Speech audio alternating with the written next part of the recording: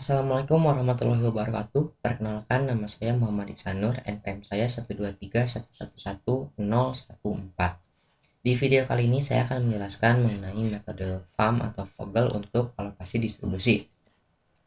Di sini saya sudah memiliki studi kasusnya ya teman-teman. Ada gedung atau tujuan, ada dari T1 hingga G3, lalu T1 hingga T4, lalu ada demand-nya, juga ada supply-nya. Nah, untuk supply dari G1 yaitu 120, G2-nya 80, dan G3-nya 100. Untuk demand dari T1 yaitu 70, T2-nya 90, T3-nya 60, dan T4-nya 80. Ini 300 dihasilkan dari total keseluruhan supply, teman-teman. Jadi kita lanjut ke tabel alokasi distribusi. Jadi untuk metode FAM ini bekerja dengan cara mencari selisih dulu, teman-teman. Selisih dari baris, juga selisih dari kolom. Nah, untuk caranya bagaimana? Kita lihat selisih yang di sini ya. Di sini ada 2, 2, 4, 1, 3, 3, 2. Ini dihasilkan dari selisih baris nilai yang paling kecil. Dari baris pertama kita bisa lihat ya, ada 8, 6, 10, 9. Nilai terkecilnya adalah 6, juga 8. Nah, kita hitung nih selisih dari 6 dan 8 ini berapa. Nah, artinya 8 kurangi 6 sama dengan 2. Artinya selisihnya adalah 2. Lalu untuk yang kedua ada 9, 12, 13, dan 7. Nilai terkecilnya adalah 7 dan 9. Maka selisihnya adalah 2. Lalu untuk G3 ada 14, ada 9, ada 16, dan 5. Nilai terkecilnya adalah 5 dan 9, maka selisihnya adalah 4. Nah, untuk baris sudah selesai, kita cari untuk selisih kolom. Selanjutnya kita lihat nih di T1, T2, T3, dan T4. Kita lihat nih di T1-nya. Nilai terkecilnya yang mana? Ada 8, dan 9, dan 14. Nilai terkecilnya adalah 8 dan 9, maka selisihnya dari kedua nilai tersebut adalah 1. Untuk T2 ada 6, 12, dan 9, maka nilai terkecilnya adalah 6 dan 9, maka selisihnya adalah 3. Untuk T3 ada 10, 13, dan 16, maka selisihnya 3 dikarenakan nilai terkecilnya adalah 10 dan 13. Untuk di T4 juga sama. Selisihnya adalah 2 karena nilai terkecilnya adalah 5 dan 7. Nah, untuk iterasi pertama selisihnya sudah kita dapatkan nih. Langkah selanjutnya apa nih? Untuk metode FAM, kita cari nilai terbesar pada selisih yang didapatkan. Yang didapatkan bukan barusan ada 2, ada 2, 2, 4, 2, 3, 3, 1, yang artinya nilai terbesarnya adalah 4. Nah, bisa kita lihat 4 ini ada di baris ke-3 atau di G3. Artinya kita harus melihat lagi nih, di G3 ini nilai terkecilnya yang mana? Ada 14, 9, 16, dan 5. Nah, nilai terkecilnya adalah 5.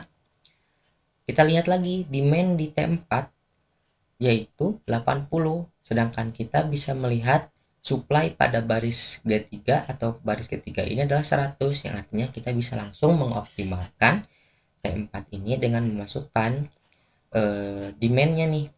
Demand yaitu 80 dan yang bisa kita supply 100. Artinya 100 kurangi 80 menyisakan 20. Nah, artinya kita sudah menutup kolom T4 karena kenapa? Karena sudah optimal, teman-teman. 80 nih di sini. Maka kita coret di G1 dan G2-nya juga kita coret. Maka kita di iterasi pertama sudah menutup T4. Selanjutnya kita lakukan iterasi yang kedua.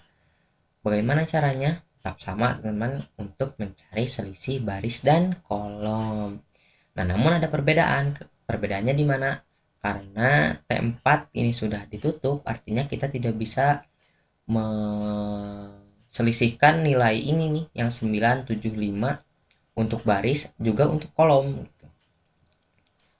Makanya kita langsung sajalah eksekusi nih di sini. Selisihnya untuk baris G1 masih tetap sama 2 karena 6 dan 8. Di sini ada perbedaan 3 dan 2 karena kenapa? Karena T4-nya itu 7-nya sudah diarsir atau sudah tidak bisa diselisihkan lagi karena sudah optimal Maka kita cari lagi nih nilai yang paling kecilnya berapa. Ada 9 dan 12. Maka kita cari atau kita hitung nih selisihnya dari 9 dan 12 ini berapa. Maka selisihnya yaitu 3. Selanjutnya pada baris ketiga kita lihat selisih yang barunya berapa, karena 5 sudah kita tutup ya teman-teman. Jadi di sini ada 9 dan 14 nih nilai terkecilnya. Maka kita didapatkan selisihnya adalah 5. Lanjut kita ke kolom. Untuk T1 masih sama ya, 1. Untuk T2 nya masih sama juga 3, dan T3 nya masih sama 3. Nah di sini T4 tidak bisa dieksekusi, maka kita kosongkan saja. Kita lihat kembali teman-teman, iterasi yang kedua ini nilai terbesarnya yang mana. Nah di sini karena nilai terbesarnya adalah 5, maka kita lihat 5 ada di baris ke berapa. Karena kan 5 ini ada di selisih baris, bukan di selisih kolom. Ada di selisih baris G3 nih, atau ada di baris ketiga. Kita lihat nih nilainya yang kecil berapa. Karena 5 sudah ditutup, maka tersisa ada di 14, 9, dan 16. Nah, nilai terkecilnya adalah 9 untuk G3 nih. Iterasi kedua nilai terkecilnya adalah 9 pada baris ketiga ini. Maka kita masukkan nih demand-nya kan 90, sedangkan kita masih memiliki supply sisa yang barusan 100 kurangi 80, sisanya 20. Ya udah kita masukin aja ke sini 20. Maka kita hitung kembali nih, 90 ini kurangi 20, maka sisanya ada 70. Maka di sini 20-nya coret, artinya untuk G3 atau untuk baris ketiga sudah ditutup karena sudah optimal. Kenapa optimal? Bagaimana cara mengetahui baris tersebut optimal? Karena di sini bisa kita lihat nih, di T4 baris ketiga 80, dan di T2 kolom T2 baris ketiganya juga 20, artinya 80 tambah 20 adalah 100, artinya sudah optimal. Maka kita tutup nih baris ketiga, jadi kita arsir di T1 dan T3-nya kita arsir. Sudah optimal, maka di sini ada sisanya 70, kita simpan untuk iterasi selanjutnya. Nah, iterasi 2 sudah selesai, artinya kita sudah menutup T4 atau kolom T4 dan baris G3. Kita lanjut ke iterasi yang ketiga. Nah, untuk selisih barisnya masih sama ya, masih 6 dan 8, selisihnya adalah 2. Lalu yang ketiga, baris yang kedua juga sama, selisihnya masih 3 teman-teman, karena dari 9 dan 12. Nah, di sini ada perbedaan. Kenapa? Karena baris yang ketiganya tidak bisa kita eksekusi, maka kita kosongkan saja. Lanjutnya kita masuk ke kolom. Untuk selisih T1 masih sama 1 karena 8 dan 9. Lalu untuk yang T2 selisihnya berbeda nih. Kenapa? Karena baris ketiganya sudah kita tutup, tersisa 6 dan 12, maka selisihnya adalah 6. Lanjut ke T3 juga masih sama teman-teman. Di T3 masih sama selisihnya 3 karena 10 dan 13. Untuk T4 sudah tidak bisa kita eksekusi, maka kita kosongkan saja. Kita lihat nih selisih dari baris dan kolom ini nilai terbesarnya yang mana dari iterasi ketiga ini. Nah, didapatkan 6. 6 ini ada di kolom kedua atau di kolom T2 teman-teman. Maka kita lihat nih di T2 kolom ini nilai terkecilnya yang mana, karena yang tersedianya hanya 6 dan 12, maka nilai terkecilnya adalah 6. Maka iterasi yang ketiga ini ada di kolom T2 baris G1. Sisanya barusan demand-nya sisanya ada 70, dan supply di G1 ada 120. Artinya kita bisa optimalkan nih, naikkan atau maksimumkan si demand-nya di kolom ini, masukkan 70. Lalu di sini supply-nya 120 kurangi 70 itu 50. Jadi kita bisa tutup nih di T2 karena sudah optimal. Jadi karena 70 tambah 20 adalah 90, sudah optimal nih ya. Jadi kita tutup saja seperti yang barusan gitu. Untuk T4, G3, dan T2 artinya kita sudah menutup T4, T2, dan G3. Yang masih terbuka adalah T1 dan T3. Selanjutnya kita lakukan eksekusi iterasi yang keempat. Kita lihat Untuk baris G1 masih tetap sama ya, selisihnya 2 karena dari 6 dan 8. Lalu untuk baris yang kedua ada perbedaan, karena kenapa?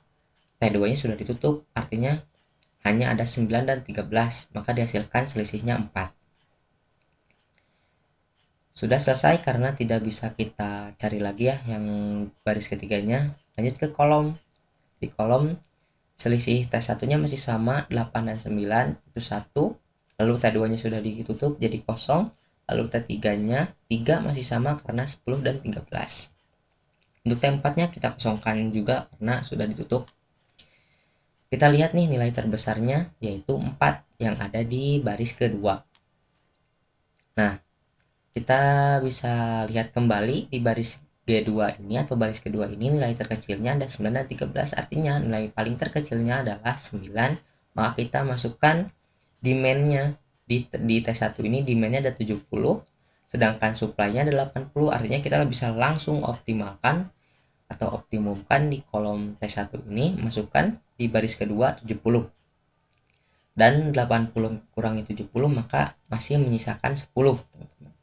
Jadi kita sudah optimumkan atau optimalkan T1, jadi kita tutup saja kolomnya, tinggal diarsir. Jadi kita sudah menutup T1, T2, baris G3, juga kolom T4, yang artinya kita bisa lihat sisanya nih pas nih 60, 50 tambah 10 adalah 60. Kita bisa lihat di T3 demand-nya adalah 60, maka kita masukkan aja sisanya, teman-teman. Maka di T3 baris G1 adalah 50, G2-nya di kolom T3-nya adalah 10. Artinya kita sudah melakukan seluruh iterasi dan menutup semuanya dengan nilai yang optimal. Selanjutnya kita mencari total biaya distribusi. Mencarinya gampang, teman-teman, tinggal kita kalikan saja. 80 dikali 5, terus 20 dikali 9, 70 dikali 6, 70 dikali 9, 50 kali 10, 10 kali 13. Lalu kita jumlahkan 400 tambah 180 tambah 420, 630, 500 tambah 130. Totalnya adalah 2260 atau dirupiahkan menjadi 2.260. Nah, untuk perbandingannya untuk NWC 2580, LCM 2380 dan FAM 2260. Yang artinya metode FAM atau Vogel ini paling bisa disederhanakan atau bisa menghasilkan nilai paling kecil. Kenapa? Karena kita bisa melihat atau kita bisa mengeksekusi dengan mencari selisih baris dan kolomnya terlebih dahulu gitu. Sedangkan untuk NWC kan runtut ya. Untuk NWC dari kiri ke kanan. Untuk yang LCM kita bisa cari nilai terkecil tapi tidak melakukan atau tidak mencari selisihnya terlebih dahulu. Jadi untuk perbandingannya itu, teman-teman. Dan penjelasan untuk metode FAM-nya juga seperti itu saja.